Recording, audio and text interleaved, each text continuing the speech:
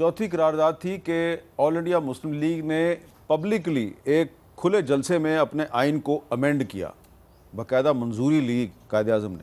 حالانکہ قائد اعظم چاہتے تو کسی کے خلاف کوئی بھی ایکشن لے سکتے تھے، لیکن وہ آئین کی بالادستی کے اتنے پابند تھے کہ پاکستان جب بن گیا ان سے کہا گیا آپ مسلم لیگ کے تاحیات صدر بن جائیں. انہوں نے کہا نہیں، آئین اس کی اجازت نہیں دیتا. تو آئین کی بالادستی کا کیا تعلق ہے 23 مارچ 1940 کی قرارداد کے ساتھ؟ ہمارے جو دونوں فاؤنڈنگ فادر ہیں، حضرت علامہ اقبال رحمۃ اللہ علیہ اور حضرت قائد اعظم محمد علی جناح رحمۃ اللہ علیہ، دونوں کانسٹیٹیوشنلسٹ تھے.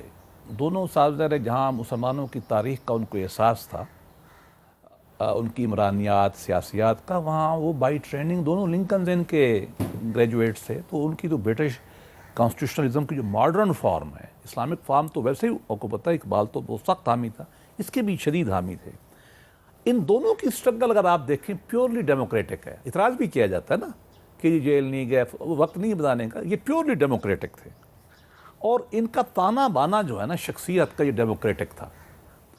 اور وہ یہی کہتے تھے کہ پاکستان جو ہے نا، ہماری 30 میں بھی کم یہی پرنسپل ہے اور 40 میں تو بالکل یہی ہے. اور جو آپ قرارداد بتا رہے ہیں کہ وہ اپنے فرد واحد کے اندر وہ ہمارے مسیحا تھے ایک طرح کے نا جی. وہ کہتے نہیں میں نے کچھ نہیں کرنا، لیٹ دا پیپل ڈیسائیڈ.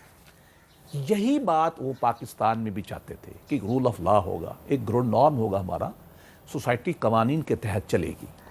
اور اس کے فنڈامنٹل پرنسپل کیا ہوگا جو انہوں نے طے کیا کہ ایک فرد نہیں کرے گا، چاہے میں کیوں نہیں ہوں. میں وہ تو عام آدمی نہیں تھے نا جی ہمارے، ہم تو ان کو دیکھتے تھے نا، آج بھی دیکھتے ہیں. وہ کہتے ہیں میں بھی نہیں کروں گا، آپ کریں گے.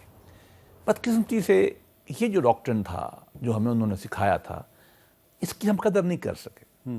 اور آدھا پونا ہے تو مطلب ماننا. دیکھیں جب تک ہم اپنی غلطیاں مانیں گے نہیں، ہم آگے کیسے بڑھیں گے. آج بھی وقت ہے کہ ہمارے جو فاؤنڈنگ فادر کا جو پرنسپل تھے، جو ہم نے قرارداد مقاصد میں لکھے ہیں یا ہمارے آئین میں ہیں، آئین کی اصلاح ہو سکتی ہے لیکن جو اس وقت ہے. کبھی دیکھو یار، ابھی تہران کی بات کر رہے ہیں، مجھے یاد ہے ضیاء الحق صاحب نے تہران میں شاید یہ کہا تھا کہ یہ وہ تو پتہ نہیں پیس آف پیپر ہے، ہم پھینک یہ نہیں کرتے.